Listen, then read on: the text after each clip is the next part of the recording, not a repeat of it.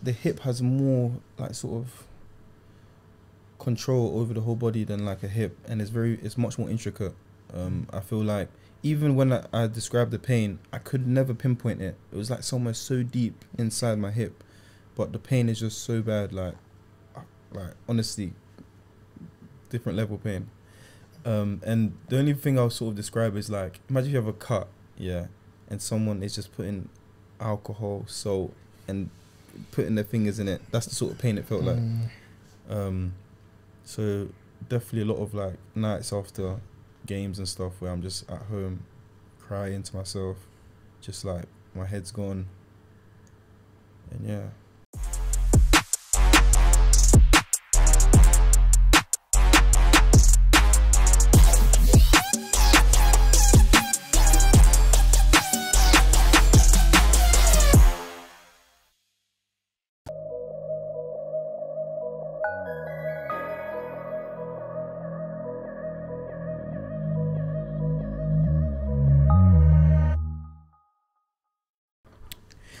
Hello listeners, and welcome back to another episode of the Beautiful Game Podcast. I'm with the main man, Dej. What are you saying, my guy? I'm good, my bro. Happy to be here again. Another week of content, another week of consistency, and another amazing story. So looking forward to this pod. No, definitely. I think this is the first pod we're recording post Nigel James, and I just want to like shout out everyone for the feedback, because it's been amazing. All the comments and all of that kind of stuff has really touched us, so we appreciate it. No, definitely. Even parents, a lot of parents have reached out to us and said that, you know what, that they're going to use that to sort of like as a guideline to speak to their kids, players as well, people in the women's game. The whole footballing community has like responded to it, so love and respect. No, definitely. I think before we introduce our guests, let me just quickly plug the socials. At podcast_TBG on Twitter, TBG pod on TikTok, at pod_TBG on Instagram. Leave a comment in the YouTube, subscribe to the channel, like the video, as obviously all the interactions and engagement helps us grow the channel and get bigger and better guests in the future. The premise of this platform is to interview all stakeholders at every single level of football. So I think this is a special one that we have today. 100%. As I was saying, that we want to speak to parents, managers, coaches, sporting directors, players that might have had injuries and they've bounced back, or players that have had injuries and they've had to go into other ventures. So I think that one sort of ticks the box for today's episode. No, 100%. We're delighted to announce we are joined in the studio by Keith Asare. Welcome, bro. Thank you.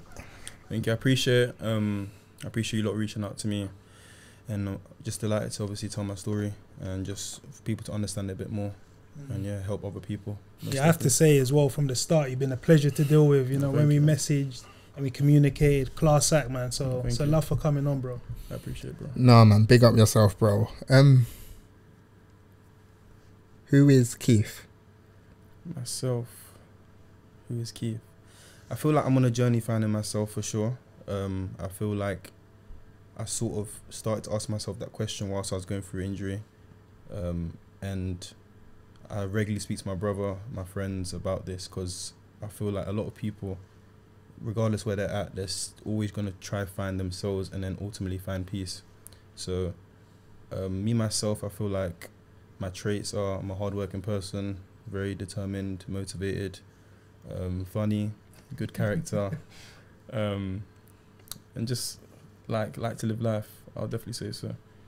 So we saw you on holiday over the summer, having like a hot boy summer, really enjoying yourself. So how was your summer? No, summer was great. Obviously, business wise was good, and it was also good to spend some time with some of my friends, and yeah, overall very good. So like initially we're going to start off with your football career, because I think a lot of people in the industry like will know you from your young career. So like if you don't mind, just talk to us from the very start of your footballing journey. The very start. Take it back to primary school. I remember, I'm not sure whether it was like year 3 or something, where I remember one summer me and my brother would just go to the park and play literally every day from like 1 p.m. to 10 p.m. every single day. And I remember I came back to school after the summer break, and I said, guys, let's play a game. I remember I just went past everyone, kept scoring. And that sort of gave me the motivation to just continue going, continue pushing. Big shout out to Callum when I was younger. He was a coach. He used to literally train us in the park. And Joe Shields as well, who works at Southampton. Oh yeah, he was at Man City. Yeah. He was very good to me. Definitely tried to push me in the right direction. And starting off with Sunday League teams, I was at Junior Elite. Arguably one of the best Sunday League clubs ever. Like, our team was something else. We won everything every year, all the time. Obviously, they produced players like Emil Smith-Rowe, Aaron Bissaka. Colin. Yeah, Colin. Because he was my coach at Palace. Funny enough. Yeah. Mad. Wow. That must be back in the days. Yeah, Colin's been around for a while. Yeah. So yeah, I was there for like 2 years. I remember I used to play left back, and then one day I forgot the coach's name. But he's still there at Junior Elite. He put me centre midfield. I remember that game. I just bossed it, played, and then signed for Fulham. Probably at the end of that season, which I was there. Fulham, I was there for around 2 years. But Fulham was like, at that time, I wasn't the player I was when I just finished my career. I was sort of a simple player, just pass it left, right. So I ultimately ended up leaving there. I had like 2 years out of the game where I was just at Mass Elite, which is sort of like a place where people go to try get themselves back into a club. Ones of Town, they helped me sort of get trials here, there, and then ultimately just came down to Southend after Mass Elite played a game against them. I scored like a hat-trick. We won like 3-1 or something, and then there they just offered me a contract straight away. So how old were you then? How old was I? I would have been like 12, 13. Okay, yeah. So I would have been like 12, 13, roughly around then. And at that time I was very like unsure about joining Southend. I was thinking, do I want to play this low? Because obviously I see all my friends play at Chelsea, Arsenal, this and that. So I was thinking, should I take that step? Then after speaking to my parents, they said, yeah, just take it, do what you need to do, and you'll be gone soon. So yeah. So it's actually mad because obviously you went to Southend. It was probably like a difficult decision at the time. But I just want to scroll back a bit, if you don't mind, in regards to when did you realise that you have something, right? Because obviously all your boys are Chelsea, Fulham, wherever. So what age did you realise that, hold on, I'm up to something here? I think it was when I came out of Fulham that I sort of thought that, yeah, if I keep this sort of ability, work on it, then I can actually do something with it. And then when I got to Southend, I just felt like I was just playing with freedom, just enjoying myself every week. Then it just made things very simple. I remember I came in Southend, was playing up like 2-3 years. I even trained with the first team. Jeez. So Southend was where I sort of really loved football, you know. Ricky Duncan was there, great guy, great guy. He proper looked after me like I was his son, like proper. Because obviously that time I was young, I was going training by myself. It's like what, 12ish, going training by myself, Southend. But it was good though because we had a good group. There was like 10 of us from London that would all sort of get on the train, or later on there'll be a bus which everyone would go on. So it was quite a good family. But then as like time went on, the group went down and down because people get released and things like that. So there ended up being like 3 of us. But yeah, I would definitely say at Southend was where I sort of developed to another level. Yeah, there was an interesting story that I saw that you were playing in the FA Youth Cup game, but you were underage, so the game had to get replayed because of you. So like, explain that situation. To be fair, I don't know on Southend's behalf, but on mine, I was just doing my thing, playing well, and yeah, it was great opportunity for me. I think that sort of scaled me to another level when it came to like other clubs in England or even abroad. But yeah, it was was an enjoyable day. I'm surprised they even were allowed to play it again. I thought the other team would just go through, but Yeah. it just shows the confidence they had in me, and I appreciate that for sure. So for context, what age were you playing in the game? Because I know FA Youth Cup's what, 15, 16? I think I was 13 or 14. Wow. Okay. Yeah. Wow, so you're playing like 2 years above. Yeah, probably like 2, 3, 4 years. So how did you find it in terms of like physically? Because I know obviously different people get different like growth spurts at different times. So could you handle it? Were you like a ringer or? Nah, me, I like African food. Yeah. African food is strong. It keeps us good. Like empathy. Yeah, everything. So literally, I've always been a strong guy for my age. So I didn't really see it like that, and I feel like I'm a quick learner. Football, life, everything. Show me something, and in like a short time, I'll be able to adapt. So I feel like just like that. I think this chat is interesting because obviously you said that you were at Fulham, but you were simple. Yeah. So what made you come out of your shell when you went to Southend? What was it about that environment that? No, definitely. I feel like I was just more free. I feel like because of the level I was at, I was like, what's there to lose? I'm just here having fun. And I feel like a lot of people should have that mindset, like playing football. Like you're playing for yourself. Just what's the worst that can happen? Someone can shout at you. Just play, enjoy yourself, for sure. So in terms of like Fulham, would you, or Southend, should I say, would you say you're almost like a big fish in a smaller pond, whereas Fulham, it's almost like, oh, Fulham, this is a Premier League team. Ooh, I don't want to misplace a pass. So at Southend is like the shackles off. Let me enjoy it. No, definitely. Yeah, I definitely feel that like that. And how they treated me as well. I feel like personal relationships are really important in any sort of business in life. The relationship that I had with the older players, they loved me. The staff, it was like honestly like a pleasure to be at Southend, for sure. You were saying that there was a lot of clubs circling after you after the game for Southend in the FA Youth Cup. So like, how was that for you, just a young guy getting all of this attention? Like, what sort of teams were sniffing around? At that time, probably like most of the clubs in sort of Champ and Premier League. I remember that time I had an agent at like 13 when I was there, and they were just saying, he's coming to watch. But I never really felt the pressure. I was just having fun, literally enjoying myself. And even not to forget, I got offered my scholarship at 13 at Southend.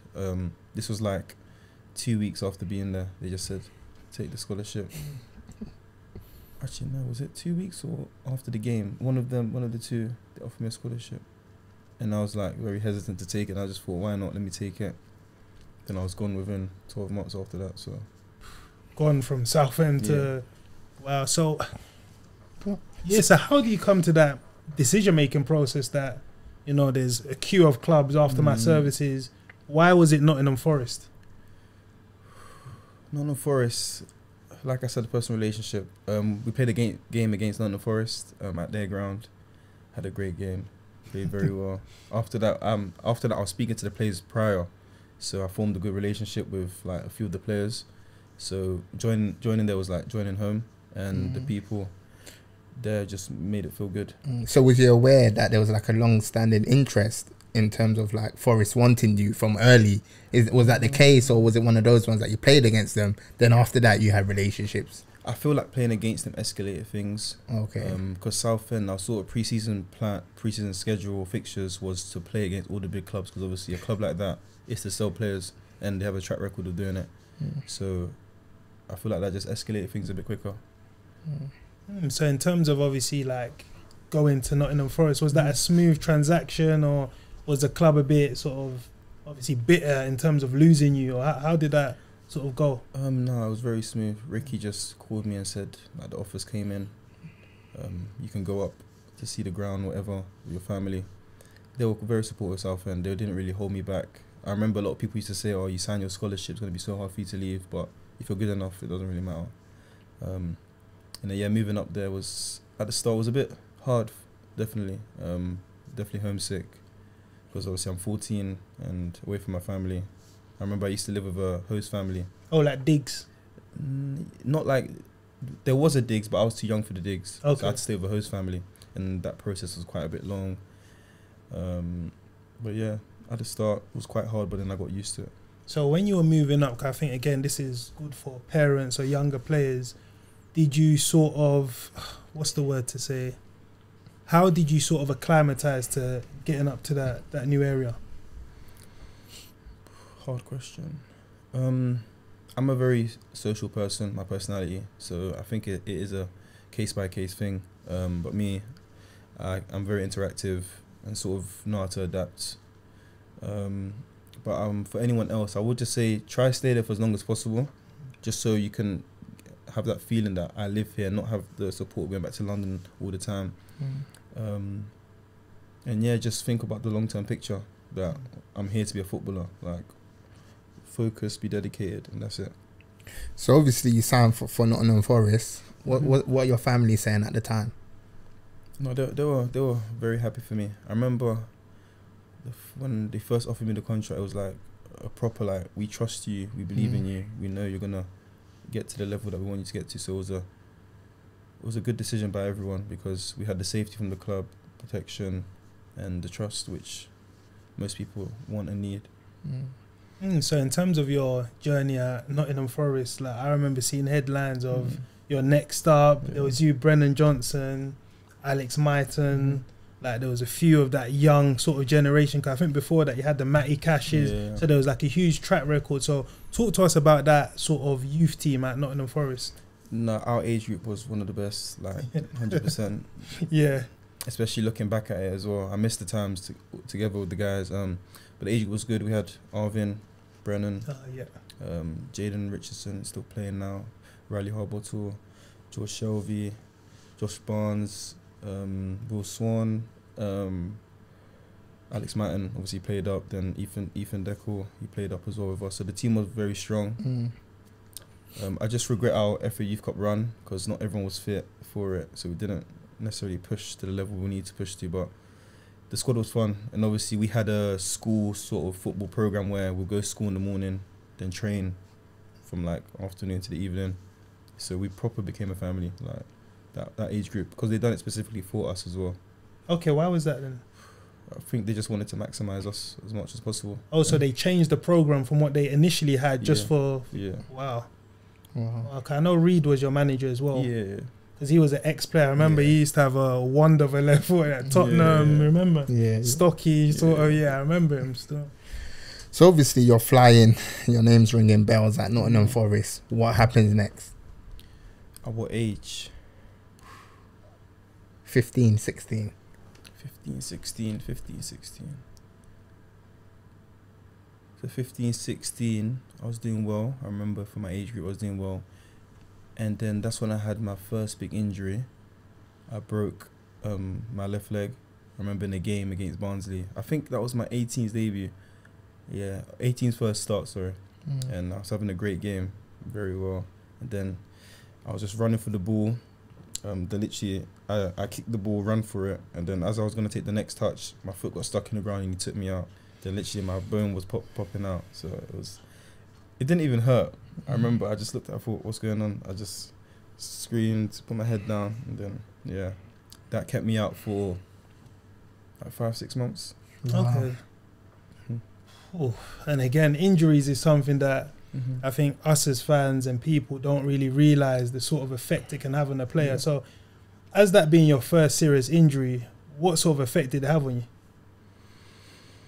I think at that time I was young, so I wasn't really too bothered about it, as in mentally it didn't affect me. I had a good support group of people, still young, still learning. So I feel like that was good. My friends helped me a lot, because I'm a person which, like, I'm either extroverted or very introverted. If you catch me at one stage, then I want to stay in that stage. So I was a sort of extrovert, so I always want to have people around me. Always want to make sure I can talk to someone. So I feel like that was a good experience for me. Because what's key is that you're away from home. So after getting that injury, did the club sort of, I don't know, bring family up, or how did you sort of like connect to your loved one? My family came up. They were there for a few days. That was good. Sometimes just seeing your family, just a breath of fresh air. Just seeing them, and obviously I had younger siblings then, so I didn't really see them grow. I just sort of saw every time I saw them, wow, you're bigger. Yeah. Wow, you're bigger. Wow, you're bigger. Yeah. You know what I mean? Yeah. So yeah, it was good to see that. But then my host family at Nottingham Forest was like, they were very good. I think I spoke to her not too long ago. Oh, so you're still in contact? Yeah, Wow. I'm a person that, like, if I know you and you've done well for me, I'm not gonna like hide away from you. Respect Yeah, that, for the rest of my respect life. that, bro. Like when I go Nottingham, I try to sort of do a route where I see everyone Yeah. one by one. But yeah, definitely it was good. So obviously you're recovering from the injury, set you back, what, 5-6 months you Yeah. said? Talk to us about that sort of road to recovery. Road to recovery then. That road to recovery, to be fair, my ankle, even in the cold, I still feel it to this day. Okay, yeah. Yeah, when it's like proper cold in the winter, my ankle will stiff up. But the road to recovery was good. I sort of enjoy the hustle, especially when you can see the end picture, you know? Like the first stage, you can't do nothing. Second stage, start getting your feet. You start running, get on the balls, back to the pitch, you know? And I remember like first session back, I was just so hungry. Yeah. So hungry to just impress, do well. Because like the player I was then, it's like skills, make everyone like excited, you know what I mean? But did that sort of like change you, that injury? Because you hear it a lot of times after having a long-term injury, players are almost fearful of going into tackles and all of that kind of stuff. So did that have any sort of detrimental effect on you? Not necessarily, not regarding like sort of fear and anything. I do believe it does take a while for you to get back to where you was. Even if you're like playing well, you know certain things aren't right. So I do feel like you do need a period in between where you're not too hard on yourself, and obviously the manager or club need to understand that as well, which gives you that sort of protection and security that you know that I can still go out and perform. So like after that, you come back from injury, you're flying again. That doesn't knock you back, and your name's ringing bells at Nottingham Forest. There's teams like Dortmund, they're interested in you. So like, explain to us that period where you were just absolutely dominating the youth scene. I feel like it was just before like I was turned 17. So obviously I had a pro from when I joined. So it was just sort of making the right decision for the next step, and I was enjoying my football and enjoying that Nottingham Forest. So it was just the best decision to stay, and yeah. So so Dortmund were interested right before you got your pro. Yeah, like around that time, yeah. Okay. So like in terms of your agent, did you sort of, was that of interest, or you were like, you know what, I'm calm here? It was sort of just interest there, you know, sort of like if anything was to go down, then it would be a possibility, but nothing firm like on the table, you know what I mean? So was there any other clubs as well at that time sniffing around? Not that I can be 100% sure on, you know. I feel like at that point I was sort of proper focused on my football, just trying to make the best decision for. Because obviously that's what every kid wants, you know, the first pro contract, and then obviously the hardest is to secure the second, third, fourth. Yeah. So even talk to us about getting your pro, because you started off at Fulham, took those 2 years out, went to Southend, went to Nottingham Forest, you're getting your pro. So like, explain to us how that made you feel, your family, your loved ones, friends.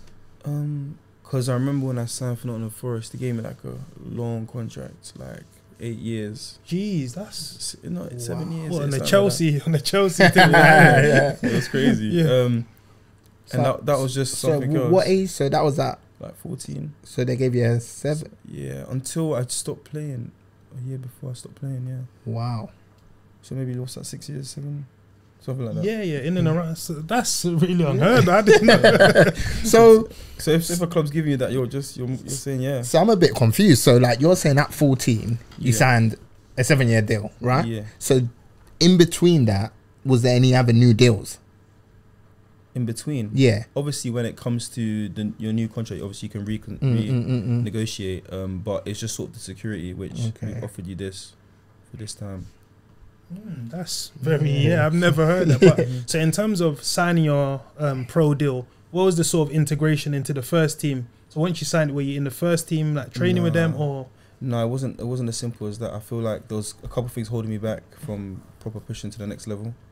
And yeah, it was just more sign your pro, just push on, keep going, and eventually will come. Yeah. Okay, so was there like a roadmap? So you signed your deal at 14. for the next year you're going to be up in the 18s, 21, or how? I think football can never have a road plan, you know. I feel like it's very, what's the word? Unpredictable and sort of unpredictable, and it's not really in your hands anyways, you know. So what was holding you back? What was holding me back? Is that a deep one? I don't know. I have to think about it. Because before, I would say the managers, the coaches, but since stepping out of football, you get to realise or understand that you have to take full accountability.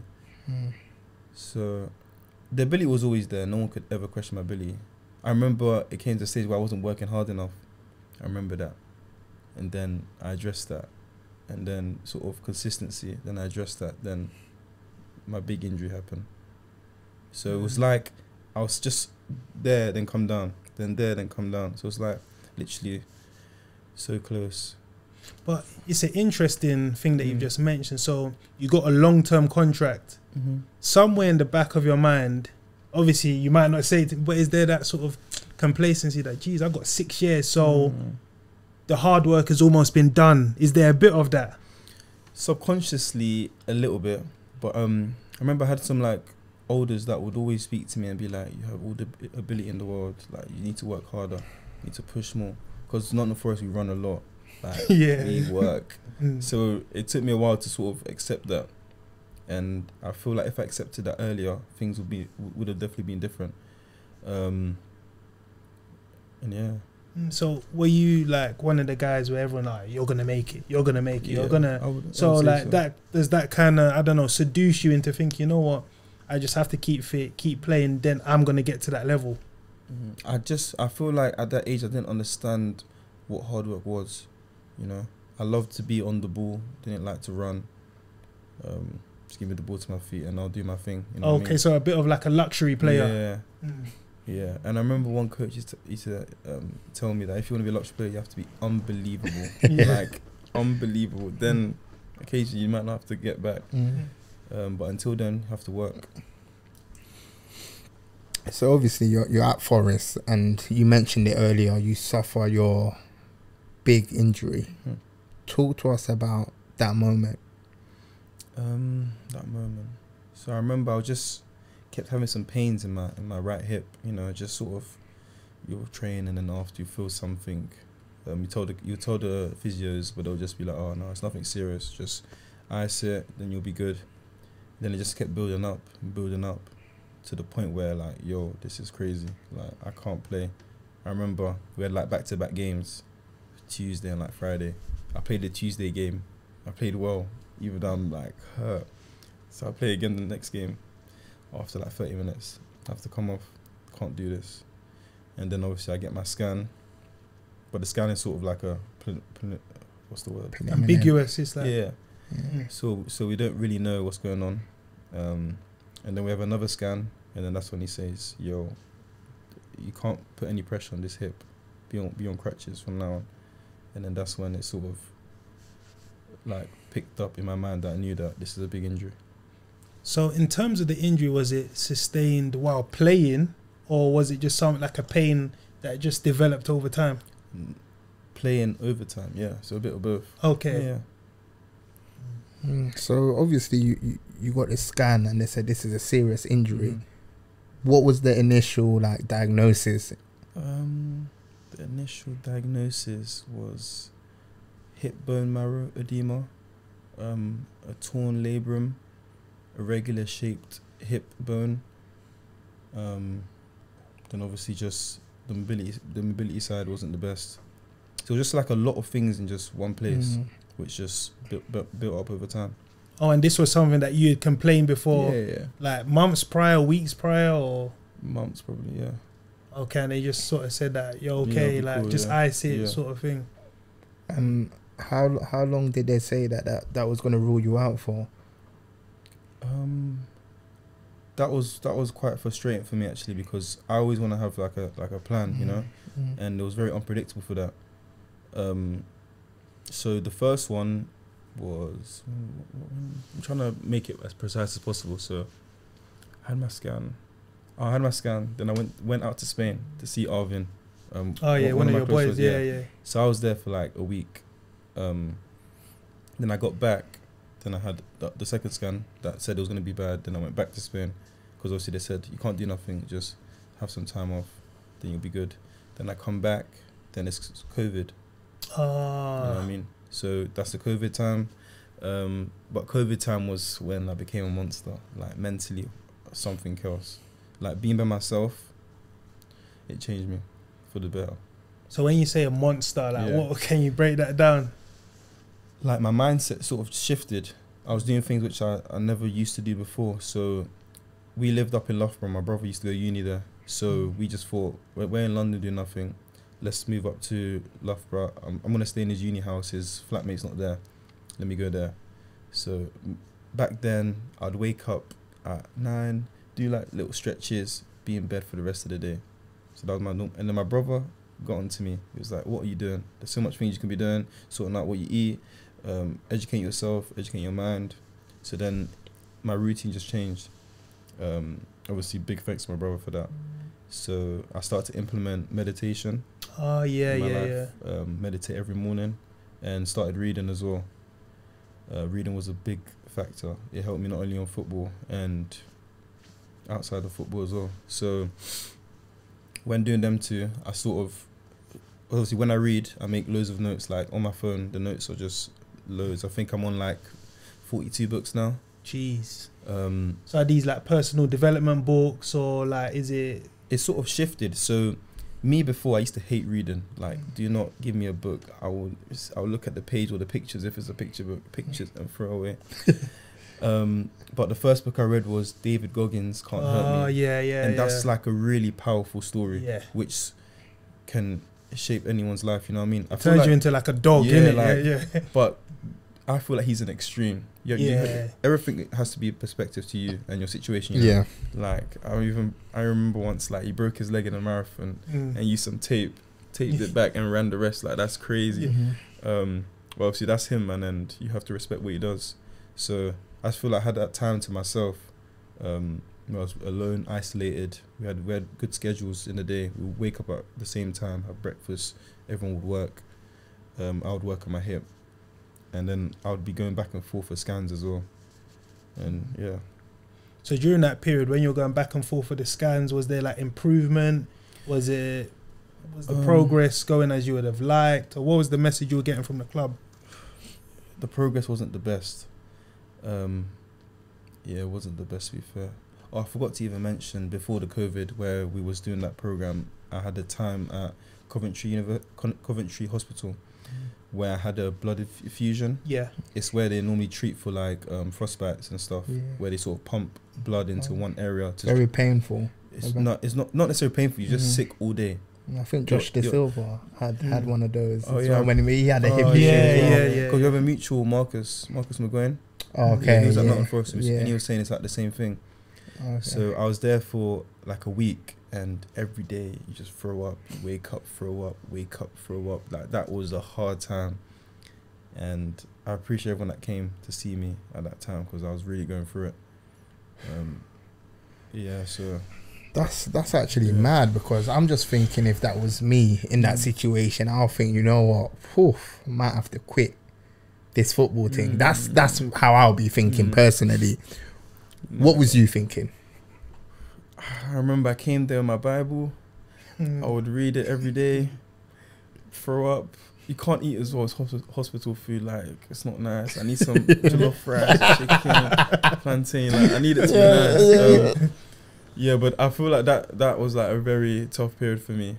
Just being there by myself, and obviously you're really sick, don't feel well, because obviously they're literally pumping like poison into your body. Like you sit there all day with something up your vein, and it just goes through you for, I think it's 12 hours a day. Wow. So what made you do it? Because I feel like my injury was a thing where it's just trial and error, because they really didn't want to do surgery. So they wanted to do everything around it before surgery. Surgery is like the last option. So we've done the blood effusion and had to wait 12 weeks if there's improvement, and if there isn't, then the surgery. So that surgery, what was it? What would it have been if you did take it? Did you have surgery? Yeah. I had surgery after, yeah, because that didn't work. Okay. Did you ever think maybe, for example, like we see Andy Murray in tennis, he's got a metal hip.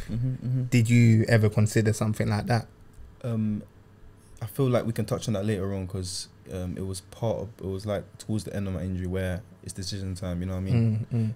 But at that stage, the main thing was just not to have surgery, because they know that if you go into somewhere like the hip, it might not always recover the same. So that was always at the back of my mind. So I just prayed that everything that happened would work. So was this like a big sort of operation? Because you hear, so I think when we had Charlie Masunda, he was saying that there was a slim to none chance they will ever play football again, because the hip seems to be an area that it can be sorted. It's not the most. It's not like a knee where, or like how did they assess? I feel like the hip has more like sort of control over the whole body than like a hip, and it's much more intricate. I feel like even when I described the pain, I could never pinpoint it. It was like somewhere so deep inside my hip, but the pain is just so bad, like honestly, different level pain. And the only thing I'll sort of describe is like, imagine you have a cut, yeah, and someone is just putting alcohol, salt, and putting their fingers in it. That's the sort of pain it felt like. So definitely a lot of like nights after games and stuff where I'm just at home crying to myself, just like my head's gone. And yeah, but the injury, I mean the surgery itself, I wouldn't say it was a massive one, because it was just a keyhole surgery. So it was just sort of eliminating the sort of little factors around the hip, but still with the risk that it might not be where it needs to be. So obviously, like, you do the blood infusion, you do all of these stuff, you're trying everything to get back fit. Talk to us about after. Was there ever light at the end of the tunnel? You know, it was, yeah. So, like I told you, the whole pandemic situation where I sort of elevate myself mentally, that helped me with my rehab. I would always go hard in the gym, always. And that this sort of mindset shift happened just before the injury as well, because I was having a very good run of games, playing well, scoring, assisting. Then obviously the injury, then you have to sort of rebuild yourself.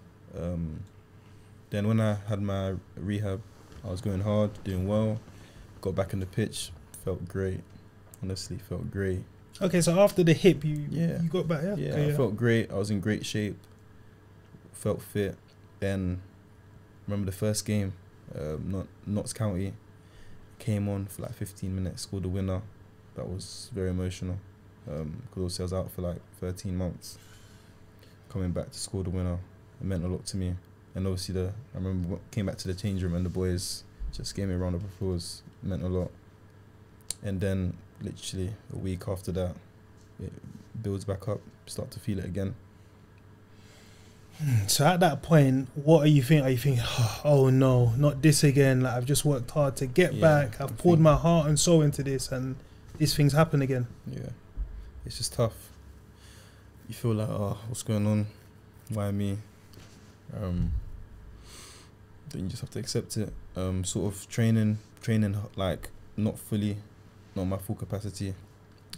Game days, not my full capacity. So are the coaches and the club aware at this point that you had the reoccurring pain? Yeah, for sure. And obviously there's certain things that they've done to help me, or tried to help me, like compression pants. Because like one thing I used to hate is at half time, because when you get in the change room you're cold, and when I'm cold my hip is done. So I sort of be on my toes, have the compression pants. Then obviously the physios would give me paracetamol, ibuprofen and things like that, just to help with the pain.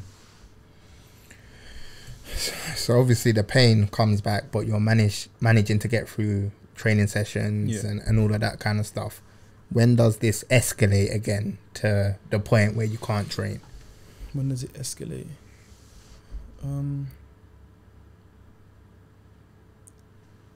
I think when I spoke to we had a psychiatrist at the club, and I remember after training, I just spoke to her and said, like, I can't do this. Literally. I can't be trying to force myself to be something that I'm not, obviously, or feel a way that I'm not feeling. So after that, had another scan, and then it showed it's gone worse. So that was when it was like, boom. Worse than before when you Yeah. initially. Yeah. And then this is when it sort of picks up fast, because I'm having scans regularly. And then we had the sort of penultimate meeting with the doctor. Then he was saying, just outlining all the steps that could happen, obviously. And at that point as well, I'm in my last sort of couple months of my contract. Bearing in mind, but obviously I'm a bit chill because the club already said that we'll offer you another contract, don't worry. We see you for the future. But obviously in the back of my head, I'm thinking, what's going on? Because I remember the head of academy there said, we're going to offer you the contract. Then like 3 weeks came, went back to his office, said, yeah, don't worry. Another couple of weeks come, don't worry. So I'm thinking, like, what's going on? And then the news hit at the last sort of Zoom call we had, because obviously it was quite a long distance to go to Coventry back. Then he just basically said that you have a big decision to make. Obviously the hip's not improving the way that we like it to improve for the sort of level of football you want to play at. I remember this like it was yesterday at the training ground. I had my car back then, and the doctor said, carry on playing football now and risk being in a wheelchair in the next 5 years, or stop now and live well, have the ability to play with your kids in the park and live a normal sort of life of mobility. And then I remember I just went in my car and just cried for like 3-4 hours just there. I remember I started crying when it was light, and by the time it was done it was dark. And that sort of hit home. I remember I went to see Brennan's family, because they proper took me in like family. They were like really good, so I just felt comfortable going there. I just told them the news, and then they were obviously devastated by it. Then shortly went home. Bear in mind, I'm still on crutches then as well. So I was probably on crutches, let's say in that 2-year period, for 20 months, so like 4 months without crutches. So yeah, when I heard the news, yeah, it was something else, to be fair. Even think about it now, it's just sort of, I'm so like thankful and blessed that where I am today, you know, because I feel like it is a testimony I can share with other people that are going through very bad situations. So I remember after that, come back to London, sorry, back in London. Bearing in mind, I haven't lived at home for 6-7 years. Yeah. Come back home to my family house. That wasn't the best, because me, like, sometimes I actually just be by myself, you know, because I remember I told you the shift sort of happened during the injury. Because I remember my injury, like, I got so comfortable being by myself. Like, I feel like when you're injured, you sort of appreciate more things and appreciate from certain people as well that you trust. So when it wasn't from certain someone, I didn't want to be around no one, you know what I mean? And sometimes they weren't always available, so I got so comfortable being by myself and being in my own zone that where I know I can develop and become the better person I want to be in the future. So I remember I went back home. I sold my car. I remember that. I sold my car just before I went on holiday.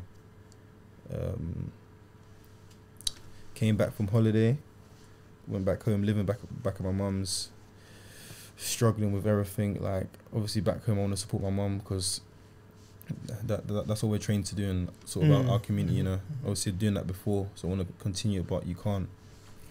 And that's when the brain starts to work. You're literally looking for any sort of possible income, but I really didn't want to fall down the bad road. Like, I really wanted to stay to myself, because I knew that I had a talent in business anyways. I felt like I'm such a very like big entrepreneur when it comes to things like that. So yeah, but one thing I would definitely say is, like, a lot of people will not help you when you need their help. Like, when it comes to that stage, I remember I was so hungry to do anything. Like, bro, let me put me onto this. Bro, let me do a bit of that. Bro, let me do that. They'll be like, yeah. But when it's time for it, they weren't. People weren't forthcoming with No, man, not really. Or they might say it, but they wouldn't give you the sort of as much energy. Yeah. But that's what they say. Adversity sort of reveals all, and obviously the fact that you're here with us today, doing what you're doing, it is a testimony in itself, as you said. But in terms of going through that, when the doctor says you've got two decisions, be in a wheelchair or live your life, like that's life-changing information. That's not something that you just say. Like when he said that, how did you feel?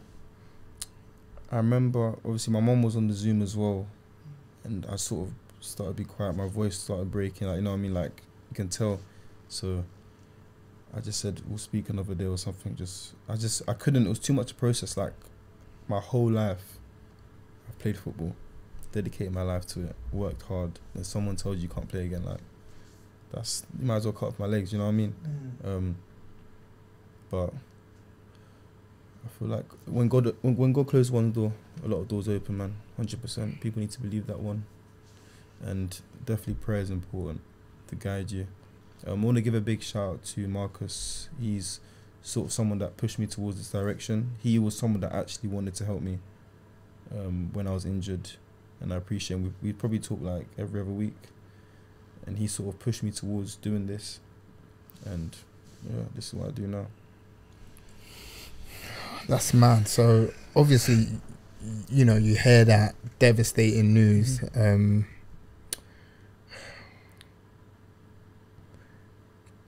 After that, was it, this is over? Like, you knew there's no coming back, or in the back of your mind was you thinking, maybe if I do a thing here, I can do this? I always had belief, you know. Always had belief. Because obviously there's an interesting part, obviously, after that. When obviously I came back, had my holiday with the boys. I remember I had a great holiday because I just wanted to forget about it. I partied hard. Where did you go? I think I went to Marbella, you know. Jeez. Yeah. I remember I just went there. I just wanted to have a great time. Then when I got back to reality, back to sort of everything, the hardships. And then in that period, I went to live out in Spain with Arvin and Largy, and that was probably one of the best decisions I made. I was there for probably on and off for like 4 months. Yeah. And them lot just welcomed me like family, man, and they helped my business so much to sort of properly, intentionally reaching out to people, be like, yo, my boy's doing this, help him with that. Obviously just before I went there, I started the company. And then so was that like a sort of mechanism to say, you know what, football's done now, that chapter's closed, all focus to this? Yeah, literally. And obviously they helped me a lot with that, just trying to push it out there, scale it to the next level, and it sort of picked up itself, you know. Picked up quite fast. First couple of months was doing really well. Then plot twist, I have another scan. The scan says it's getting better. Yeah. So I'm like, yo, what am I doing? And then I remember I had a chat with my agent, and he said, like, you don't want to live life with any regrets. Imagine in the future you thought, I could have played football, and I didn't. So something out of the blue came up that I could go to Club Brugge. So I went there, lived with my boy Owen Otisoi, and that was good. I felt myself getting back. They took me in and done rehab with me, so I appreciate that. And obviously got me back to where I was fit, training, felt good. Then pain again. Yeah, then I felt pain, and I was like, I can't do this. I said to my agent, like, you know me as a person, I will work hard, do my best in anything I do, but hand on heart, I can't do this. And this is after the doctor told you that info? This is like 6 months. Wait, doctor told me what? As in, I can go, it's getting better? Yeah. Yeah. He said there's marginal improvements, yeah, but enough for me to go back. And how long ago was this? 2021. 2 years. Like October. Yeah. Like October, November 2021. So the pain reoccurs and you say to your agent, listen, I'm calling it a day. Well, what's the conversation? I'm quitting, I'm retiring, like, what is it? In that time as well, my friend Owen was like leaving the club or doing his own thing, so I was sort of there with him, so it was quite premature that, and made sense around that time that I had the pain. Then we both came back. Then it was a thing of, what am I gonna do now? Then I just said, like weeks before that, I was saying my hip hurts. I was told the physios there, they'll be like, we can't really help it, like, you know what I mean? Then I came back, and I remember I was at his house, and I just said, like, yo, what else can I do in this life? You know what I mean? I want to keep scaling up, and keep doing my thing. Cause me, I like nice things. Like hand on heart, I'll tell you. Yeah. I like nice things. I need to look good, smell good, be good. You know what I mean? And I don't want no pressures of having to keep up with this, keep up with that. So that's why I put in the work I do now. And bearing in mind, then my company was picking up a lot, so it kind of made the decision easy for me. Even though it was hard, then I just made a decision, that football's a no. So when you're going through this, because you normally hear, like, even Dele Alli today, like, footballers go through a lot. There's mental health, there's addiction, there's tablets that you're taking to sort of numb the pain. You know, there's all that kind of stuff. So what kind of things were you going through personally? Because it must have been tough. Yeah. No, I'll definitely say I went through depression for sure. Even times like now when I'm at home, obviously I live with my boy Toby. Even times I'm just not good, like, in myself, just don't feel like, what's the point sometimes. But back then it was worse, you know. I was having some mad thoughts when I was back home, and obviously didn't have nothing to do. But I stayed strong, you know, kept God first, and He made a way. So I'm thankful for that. But I do. My friends do say I have like bipolar for sure, because like me, I could be so happy, and then I say, please leave me alone. So I feel like my friends that get me, and I feel like that's why I have such a strong group of friends, because they properly understand me, and it's kind of hard to make new friends in that sort of stage where like they're very close to you. But I do feel like everything that happened sort of made me like that and what I'm like today. And yeah, if you don't mind me asking, like, what type of thoughts were you having? Let's say your darkest day, like, what was going through your mind? Was it suicidal? Was it, because I would never say it was to the point of suicidal, but it could be close, like, you know what I mean, where like you're thinking, like, football's all I know. Like, if we're going off like GCSEs and stuff, like, obviously I've done alright still. I'm not gonna lie to you, I was a good student. We're all smart in our family, but you're just thinking, like, what is there to do? And me, I like nice things. I cannot settle. You need to maintain that football lifestyle. I need to maintain and go beyond. But it was dark, and you know, my mum's a mental health nurse, but even she couldn't help me. Like, is it? Wow. Yeah, because I'm a person, I sort of keep things to myself, you know. I don't want to seem weak. But over the time, I've come to accept that it's good to talk, you know. People you trust. I think it's very important to talk about the mental side, because as I said today, obviously Dele Alli just done his interview, and some of the stuff that he went through, the traumas, so it kind of makes you understand people, what they go through, who they are. So like, how do you think this sort of thing has changed you as a human being? How has it changed me? I definitely feel like it's helped me. I do feel like you have to sort of have a good arsenal of people around you to sort of motivate you. You are what you are of your closest 6 friends, you know what I mean? And I just feel like every day is just you versus you. Obviously now it's shifted from playing football. Now it's me making sure my health's okay. I'm studying, watching podcasts, meditating, praying, family. Like, I remember at a time when I was just returning back to football, I made a plan, a weekly plan, which I never used to do, because when you're succeeding in one thing, a lot of stuff jeopardize. And it's much more bait now in business. I can go weeks without talking to no one, not my family, friends, you know what I mean? But you hinder relationships like that. So Monday, I'll break it down into God, family, friends, diet, exercise. I think there's one more as well. If I check on my phone, but I won't check. And then sort of fill it up for the whole week, so you don't miss out anything, because you don't live with regrets, you know. Imagine that auntie you don't speak to, something happens to her, you regret it. Imagine, you know what I mean? Yeah, 100. I'm definitely more aware of my surroundings and the people around me, and yeah, I just have to give big thanks to my brother for opening that light for me. I was very stubborn before. Yeah, no, Very stubborn. no, big up yourself, bro. You know, your story is inspirational. I think last one on this from me is, hand on your heart, are you happy?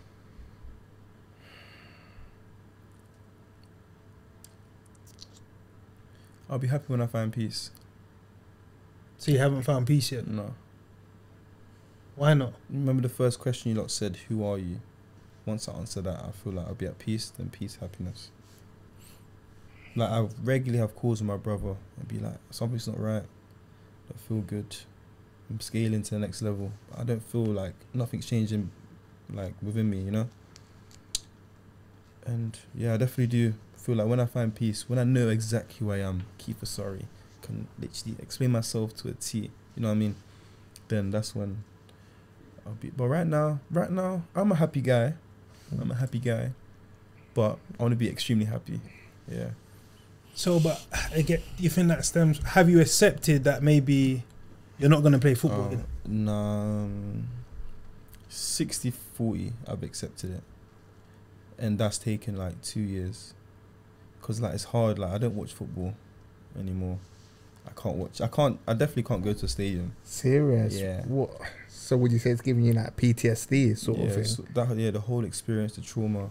So I don't watch football. I sort of just check on Instagram, quick goals and stuff. But I can't sort of sit down and watch a game. It's too emotional. So is it still raw? Yeah. Serious? Yeah. And it'll never not be raw. My job is to look after footballers, so it's always going to be there. So like, you always hear players that have retired sort of struggle initially because your identity is, I'm a footballer, I'm John blah blah, the footballer. Is that something you're still kind of wrestling with, that I'm no longer Keith the footballer? Kind of.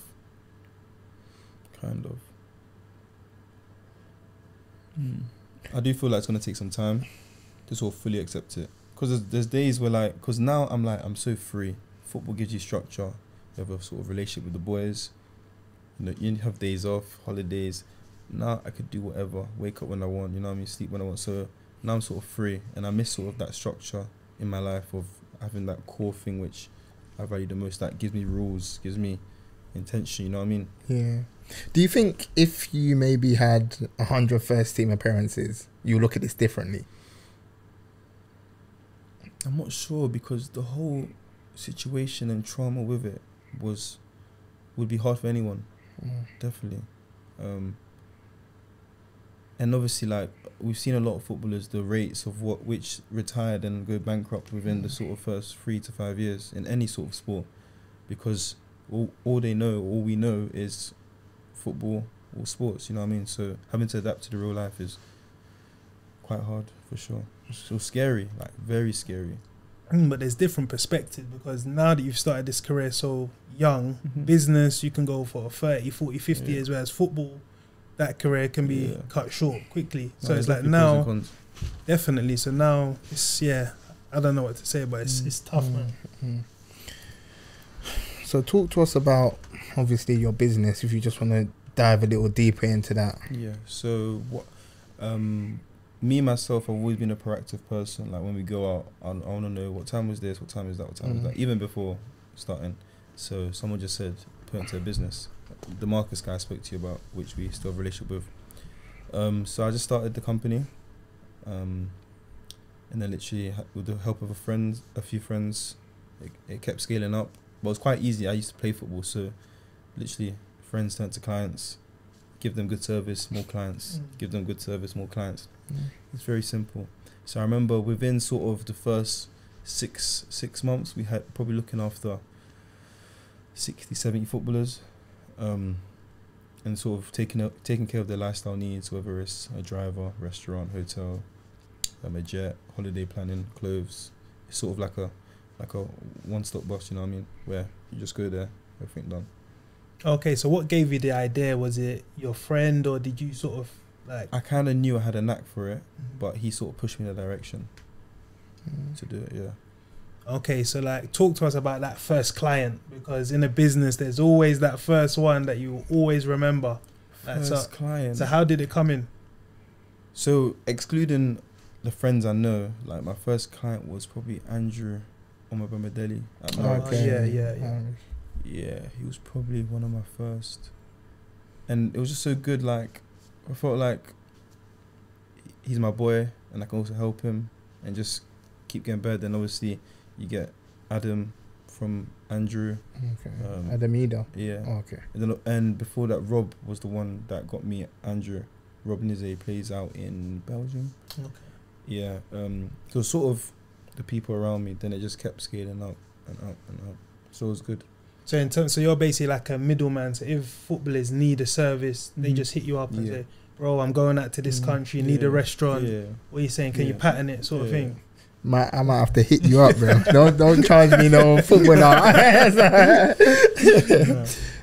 Yeah, but then so see them lot. It just sort of snowballed effect. You know what I mean? Keep going more and more and more, and obviously it opened up doors to other things. Like I'll be real, I miss them days of just starting the company because I was so hungry. Like I'll go to all the top hotels, see people that dress smart, speak to them, say hello, this is what I do. Is there anything you need? Let me know. I'll even go to nightclubs by myself and speak to sort of footballers that I might have known, be like, yo, I'm doing this, I'm doing that, and sort of, you know, that hunger. You just wake up, you're out. You wake up, you're out, and I miss that, and I think that's what sort of pushes me to do more business ventures, because that first sort of adrenaline rush you get is something else. But I do think that it's helped me doing all of that, because where I am today is because of that, and I'm so grateful I done that, took them risks, to obviously not look the way I want to look today, because obviously now I'm a different person. I don't want to be that. I don't want to be seen as that guy that's always out at a certain place. You know what I mean? Yeah. And I have to be more exclusive with where you are. But yeah, I definitely do miss that start period where you're just hungry to do anything. So your business is abroad as well. So what other countries do you sort of operate in? Mainly around Europe, as in clientele, but obviously services everywhere. It's sort of, I remember at the start, which I've continued to do now, like I'll never say no to anything. I remember I spoke to one woman at Harrods. She said someone in the AEU family out there, the Royals, they asked for like sand from a certain place, and they got it to through their concierge. And when I heard it, I was like, there's no way I can say no to anything then. So yeah, I just feel like you meet new contacts and you get new contacts by just always saying yes to everything. When is enough enough? I don't think I ever stop. As in personally? Yeah, I don't think I ever stop. Why though? I love the hustle. But when do you take time out for yourself and say... That's what I'm struggling to do. That's a great question. That is a great question. There's so many times I just feel like just leave my phone away for like a week and clear my... But if I leave my phone for a week, I think it'll be like 1,000 messages. Like 2,000 missed calls, so many emails. So it's like I'm always doing this, and I've built the company in itself that it's me. I've built all it's a personal brand. I've built all these relationship people. I've actually taken time. I've been on holidays with my clients, went to their houses, spent time with them. Like it's proper deep. So it's not a thing where I can just make it a corporate company where there's 50 people. You call them, they're typing, doing that. That takes away that sort of USP that I have, you know what I mean? So typically, what does a day in your life look like? Right now, okay. Summer period, I go to sleep at 4:30 or 5 a.m, maybe 6 a.m. Okay, so I wake up at like 12, have all my vitamins. Actually, let me not sound too cliche when I talk about this, but I do wake up, have my vitamins, coffee, green sort of drink with all the sort of nutrients you need. Head down to the gym, do a session, then I'm just on my phone. Like work just comes. Need a driver, okay, cool. Need a hotel, okay, cool. Need you to connect me to a mortgage broker, okay, cool. Need you to do this, you know what I mean? It's just ever flowing. And then there's the night before I even go to sleep, I check my phone. Who have I not spoke to in a while? I text them. Just have general chat, you know? How are you? So just text them. So by the time you wake up in the morning, they've already messaged you. Then you pick it up. Yeah, I rate that. I've been doing that literally like 2-3 times a week for like the past couple of years. So make sure you keep a relationship with everyone. It's important. I respect that. I respect that. Yeah, so we just want to move on to life outside of business? Usually it's life outside of football, but what does Keith like getting up to in his downtime? Downtime, me. Some people say I'm like outside. Cause I like out here, man. Let's hear you're out here. Your instant popping off. No, because me, I'm a person. If you tell me to do something, I'm not gonna say no. Like, you can call me and say, let's go Australia tomorrow. I'll say, cool. Send me the flight details. Like, I'm so outgoing, and especially if it's with the right crowd, you know. My boy calls me, so definitely say I'm an outgoing person. But then, like, when I'm out, I can just be with myself. Like, it's weird. People can say that I'm weird because I can go out, have fun. Then I need time to myself. I'm not on my phone. I need to just relax, downtime. Then I back up. You know what I mean? That's why I say my friends say I'm bipolar in that sense. So it's that yin and the yang, basically. Like, or maybe I'll go out and then I'll see someone that brings back my past memories and stuff, and I'll be like, oh, okay. Then I bring myself back up. Yeah.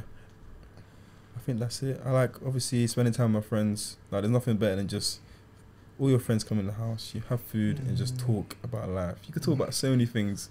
Just appreciate that. Like going out. And I like working as well. I actually love what I do.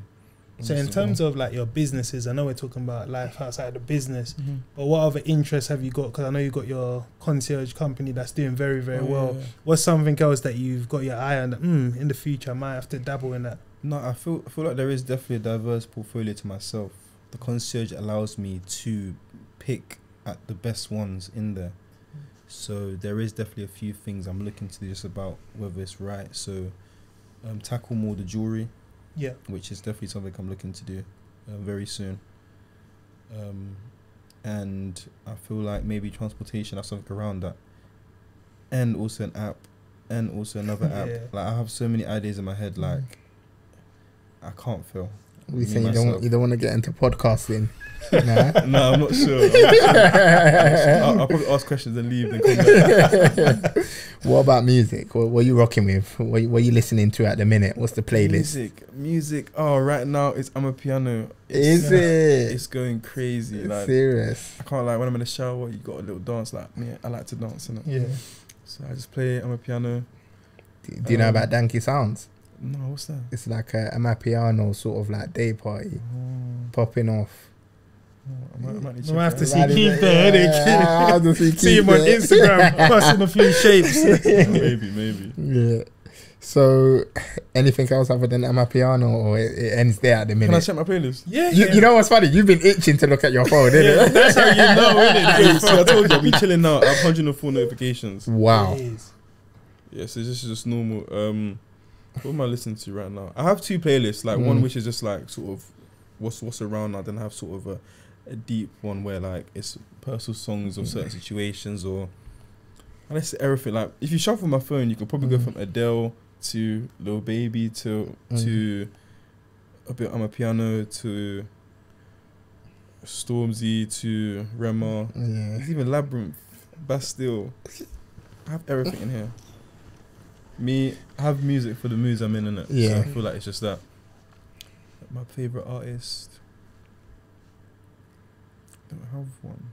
Burna Boy, maybe. Okay. Let me check actually. Did you go to his concert? I've been to one of the concerts, not the recent one, the one before that.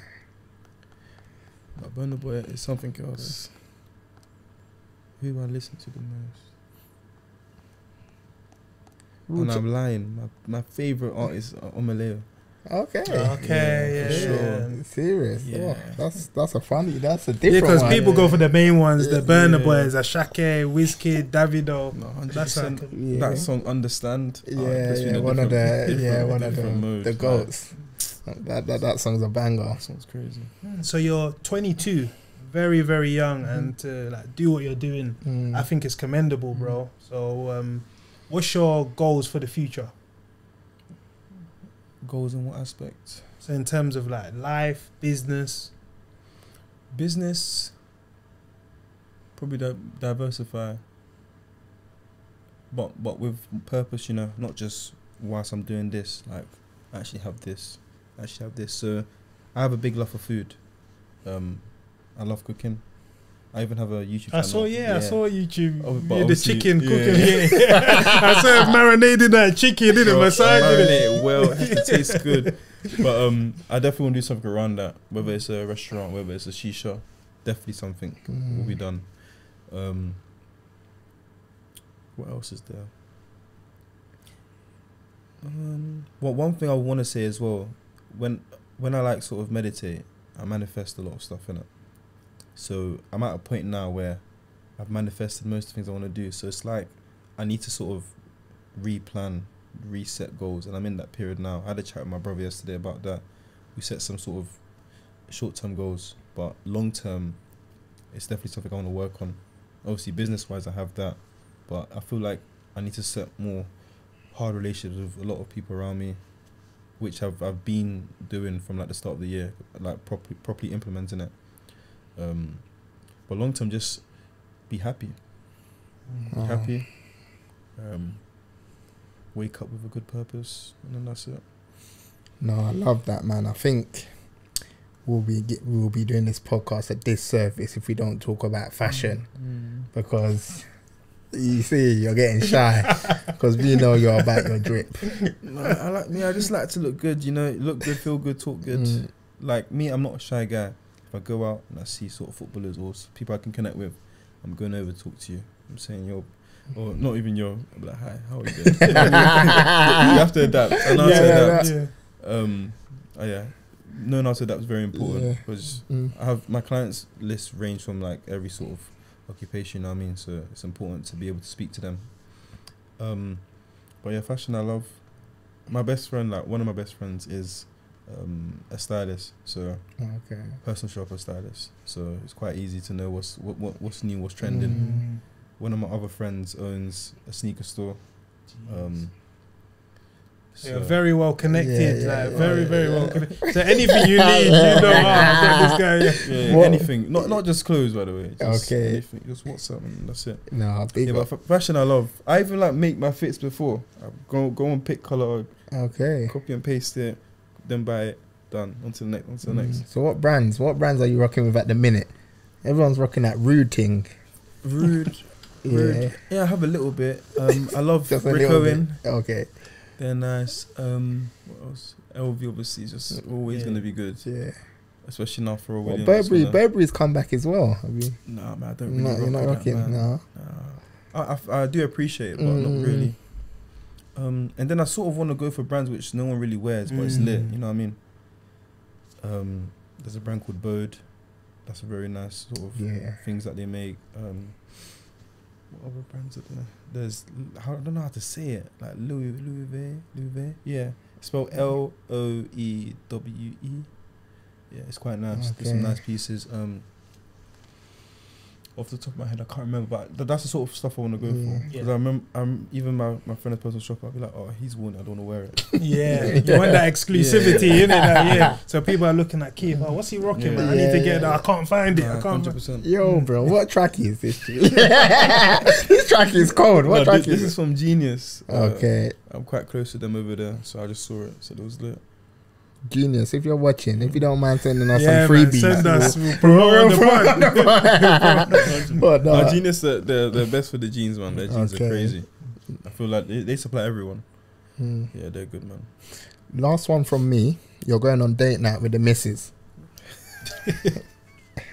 Why are you laughing? No missus? I do not have a missus. All right, you're going on date night with a new spice that you've linked up with. Mayfair, out there. What's the outfit of choice? Number one, I wouldn't go on a date in Mayfair. Okay. Too big. If it's a date, I probably want to go to another country or something. Jeez, boy, you're on that flying out to you got that bread, yo. No, but I don't remember the last time I've been on a date, to be fair. I don't remember. Like proper date. Don't remember. Maybe like shisha and that, but on a date now, I'll probably just wear what I normally wear. I don't really change for no one, you know. Jeez. Just put it on and leave the house. Yeah, no, I hear you. Did you any more? No, I'm good. I just want to say thanks for coming on, bro, and sharing your story. And as we said before, we always want to like talk to everyone in football, whether that's players that are playing now, retired, and stuff like that. And especially your journey to see that you've come out the other side. Because some people, they won't be able to recover the fact that they can't play football, but you've used that as fuel to like take onto your journey and crack the next thing you're doing. So big up, bro. No, I appreciate it, man. Thank you, man. I feel like when people tell me that, it sort of hits me, you know, like, well, you're actually doing well, because I'm always in sort of survival mode. I really work hard. Well, I like to think I work hard. You know what I mean? So it's good to have sometimes when people say that. Because like injuries, it can leave like a devastating mark on people that they're not the same after it, and they're sort of defined by that episode. But as I said, you've come out and you're very young. You're 22. Like you're doing your thing, bro. So keep up, man. No, it's been an absolute pleasure. Thank you for coming here today. We got a closing tradition on this podcast where we ask the guest that's been grilled, and I would say grilled. I'm gonna say grilled. I'm gonna go with grilled by us, to recommend a guest in football that would be a good fit for this platform. Oh, I'll definitely say Arvin. He plays out in Spain. Almeria. Yeah, because he's a very bubbly guy. We make you lot laugh all day. Yeah, I would say him. We're going to leave it there. That's another episode of the Beautiful Game podcast. Until next time, over and out. Peace.